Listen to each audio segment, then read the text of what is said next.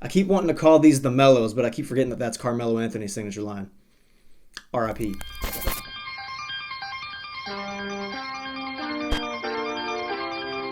What's up, guys? Thanks for watching WearTesters on YouTube. My name is Jackson, and today we got a performance review on the PUMA MB.01 Low.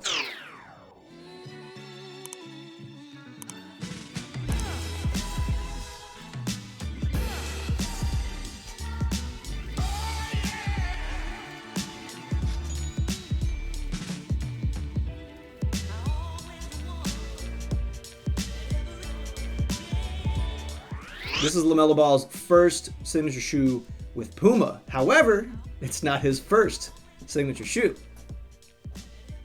Never lost. PUMA's only been back in the basketball game for just a few years now, but they've been cranking out hit after hit after hit. The MB.01 in mid-top form was another one of those hits, and the MB.01 Low follows right in line. Now, starting out with my favorite aspect of the shoe, it's the traction. PUMA consistently comes with the best rubber compounds, whether they're solid or translucent, and the MB.01 Low was no different. If you played in the MB.01 Mid, you already know what to expect. The traction pattern itself is comprised of a radial pattern with a bunch of little nubs, and dude, this stuff works really, really well. No matter the court condition, no matter the court surface, this stuff bit, and it bit hard.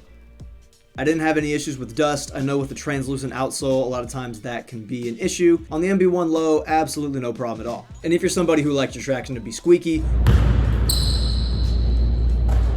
you're gonna be happy. This stuff squeaks even on concrete, man. I didn't have to worry indoors. However, now I have one small issue with the traction, and it's where the outsole wraps up the medial forefoot area. The rubber wraps all the way up onto the midsole here, but the pattern doesn't come up with it. So for a shoe that does have a very slight rounded edge to the outsole, if you're moving like Kyrie Irving, if you're the shiftiest dude in the gym, you're making all kinds of moves, you make a hard cut, whatever it might be, that traction pattern isn't gonna wrap all the way up onto the midsole to help you out. My only other issue with the traction is that if you take it outside, it's not gonna last you very long. Now, while it lasts, you're gonna be very satisfied with the performance of the traction outdoors, but again, it's not gonna last you very long. Next up, we're gonna move on to the cushion. What you get is PUMA's nitro infused foam, and what you get is a very balanced cushion setup. You're getting just enough impact protection so that when you get done playing, if you're playing pickup for 2 or 3 hours, your joints aren't gonna be singing to you afterwards. This isn't a Kyrie of old or a Curry of old. You're actually getting some cushion here. You're not right on top of the floor. You get a little bit of a plush feeling while also remaining stable and also retaining a decent amount of court feel. The cushion is responsive enough, and no, by responsive I don't mean that it's just dead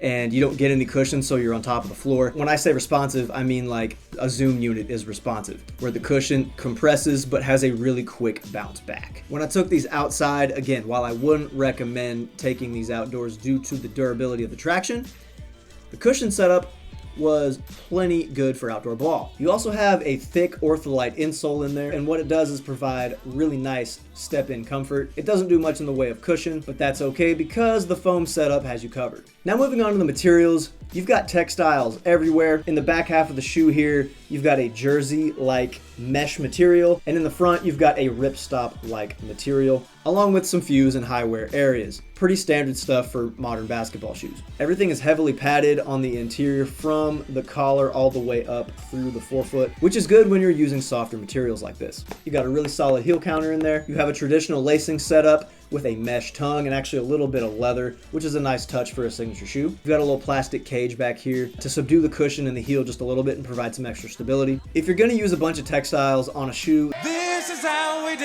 it. Everything moves well with your foot. It works in tandem with the fit of the shoe to where you don't even really notice it when you're wearing it. There are no weird flex points, there are no hot spots, although the breathability is not great because the interior is so heavily padded. There were times that I actually saw sweat coming through the ripstop material. Yeah. I didn't have any issues with the durability on the upper. Of course, that's always a concern when you're using softer materials, but after playing in these both indoors and outdoors, I didn't have any issues durability-wise, except for on the outsole. Now, moving on to the fit, I went true to size, and that is what I would recommend for pretty much everybody. They run slightly narrow, so if you have a wide foot, like with pretty much any other shoe, it is the best that you try it on before you buy. Now I understand with a shoe like this that's harder to find in stores, that can be an issue. Unless you got hobbit feet. Yeah, I need you to take a picture. I would recommend going true to size. The lockdown through the midfoot and the forefoot I found to be excellent. I had no issues there. Where I did have some problems was in the heel. One thing to take note of, I have feet that are on the narrow side, specifically in the heel. So especially when I'm wearing a low, if there's any area where I'm gonna have some issues with the fit, it's going to be in the heel.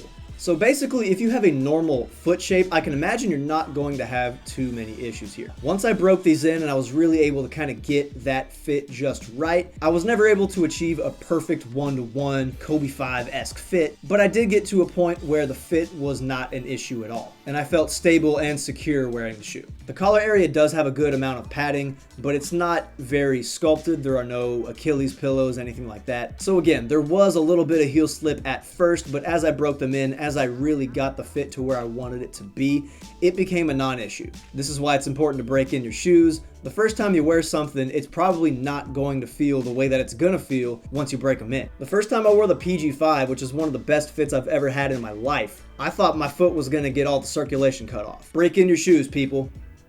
So as long as you get your correct size, I don't think you're gonna have any issues with the fit. The support on the shoe comes from that fit. The shoe has basic support features. You've got a midfoot shank plate. You've got a nice rigid heel counter. Again, the base of the shoe is slightly rounded, so you don't have a nice wide flat base, but when you have a good fit and good lateral support, you don't really need it. The support on the MB.01 low overall is pretty basic. It's adequate for most players out there. If you're somebody who puts just a ton of torque on your shoe and you really need a lot of support, maybe look elsewhere. But for the majority of players, this is gonna do the job. It's got everything you need and nothing you don't. So overall, the MB.01 Low is another hit for Puma. It's a really well-rounded shoe. This is a great shoe for guards and wings, and even if you're a bigger guy, if you're not LeBron James or Shaq, the shoe is gonna meet your needs just fine. Actually, the biggest issue I have with the shoe is its availability. These things are so popular that it's been hard to get them for retail. At this point in time, there are a few colorways of the low that are available at retail. So if you're able to get your hands on a pair, I highly recommend it. You will not be disappointed. I guarantee it.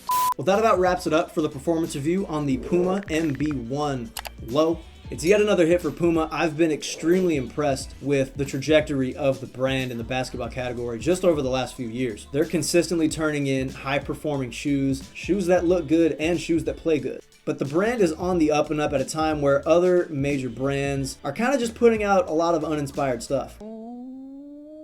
Let us know what you think about the MB.01 Low. Do you love it? Do you hate it? Were you able to get a pair? Thanks for watching. Thanks for all your support. And until next time, peace and much love to you. My cat is screaming at me.